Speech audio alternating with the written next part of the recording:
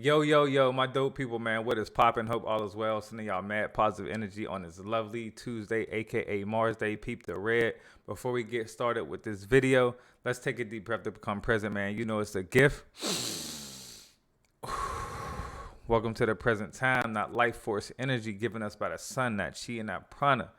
Today, I'm talking about the new moon in Gemini on July 5th, the day after the 4th of July, of course. And I'm really going to get straight into it. This isn't going to be too long, probably around 5 to 6 minutes. I'm going to be honest. Anytime I say that, it usually goes longer, but I don't really see it going any longer. But with that being said, let's just get to it. New moons. You already know. What is it good for? Absolutely something. I'm a clown. But new moon is good for setting intentions, starting new things. You know, when I mean setting your intentions, it means whatever you are desiring to manifest, you're setting the intentions for why you desire to manifest said thing.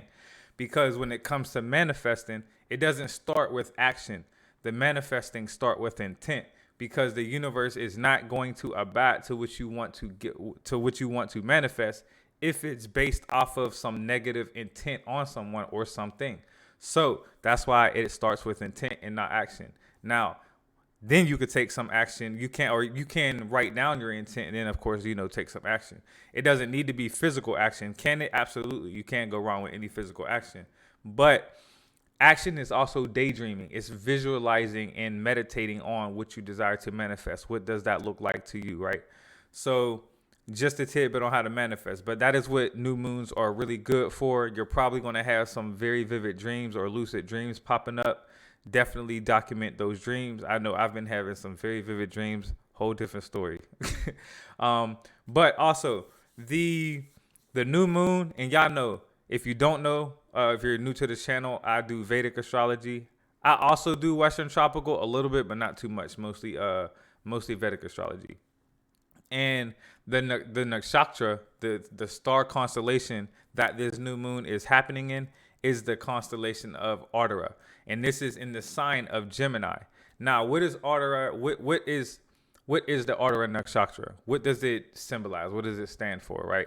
First of all, the symbol of this nakshatra is a teardrop, and it is a teardrop that represents compassion. It represents emotion, and really a lot of the chaos and turbulence within the physical body.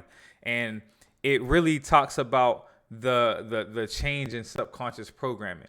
So, and also without love at the foundation, that's another thing. People born in the nakshatra, if your ascendant is in the nakshatra of Ardra, usually you will have like some lack, right, in feeling love at the foundation of your being. And this is where the teardrop stems from, because the symbol of Ardra is a teardrop, and a teardrop comes from Shiva in Hindu mythology, and it's also ruled by Rahu. Now, things you can do, right? Actually, let me bring up my notes real quick. Let me bring up my notes for y'all. Hold on, because a couple things that I actually want to speak on in regards to that. So, different things or different ways you can take advantage of the new moon in Gemini, right? Gemini is very perspective. It's a very social sign. It alchemizes different energies. That's definitely confirmation, because Siri just be listening to what the hell I be saying. I mean, it's just kind of crazy. Hold on, y'all. Man, technology bugging. But yes, Gemini. They like to socialize. They like to see things from multiple perspectives, and they love to speak. They love to communicate, because Gemini is ruled by the sign of Mercury. Mercury is your impulsive thought. It is speaking. It is communication. It is writing. So with this new moon in Gemini, you may feel the urge to write. You may feel the urge to get out and speak to people, or you may feel the urge to get on a podcast and speak about different perspectives about something. That's Gemini energy. Also on top of that, I can really see you wanting to learn something as well, because Gemini or Mercury co-rules learning with Jupiter. So you can definitely be, again, just open to learning new things or diving back into something that you have been learning in the past that you have been thinking about but you haven't done this far. And another thing too, again, Ardra, the nakshatra Ardra, it's a two-sided nature. Also has tough exterior. People who have been born in this nakshatra is or has the perception of having a tough exterior. They come off as tough. You know what I'm saying? Not necessarily intentional. That's just how they are. But they have a very compassionate interior because they care. That is why, again, the teardrop, there was a lot of turbulent emotions, so they can't not care. Also, strong speaking talents, social, very strong networking people, and really, again, open to learning miscellaneous things. So again, new moon in Gemini and the nakshatra of Ardra, definitely prioritize speaking, writing, any type of communication, probably socializing, getting to learning a different perspective or something, or just really getting out and speaking to different people. All right. On top of that, there was something else I wanted to mention with that. What was it? I can't remember, but it's all good.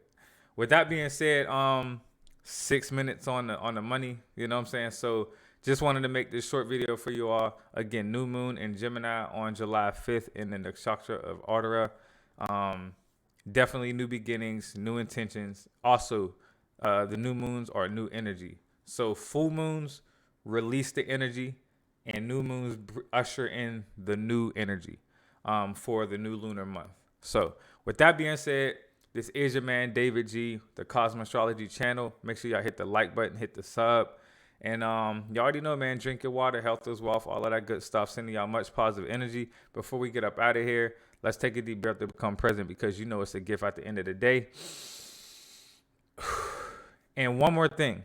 I'm going to do a separate video on this specifically, but I've been doing a lot of research on the Sirius star system, and there is I'm gonna mess up this word. I always do. It's called Heliacure or something like that, and it's related to ancient Egypt, Kemet, and the Sirius star system, and really the change in the actual year. So, and it's July, I believe it's July 18th or July 25th, in between those time frames, and it really correlates with not necessarily the change in the season, but the change in the new year. It's really changing the energy. And this is why I believe, this is more theorizing at this point, I'm not sure. But now I'm starting to understand why, hurricane season starts at this time and things along those lines. Because once this happens, Sirius star system literally pops back up. I was able to see it in January, and I wonder why I couldn't see it no more. But it's still underneath the horizon. We're not able to see it, but once it pops back up, it's indicating the change. You know what I'm saying? But that is a whole different conversation.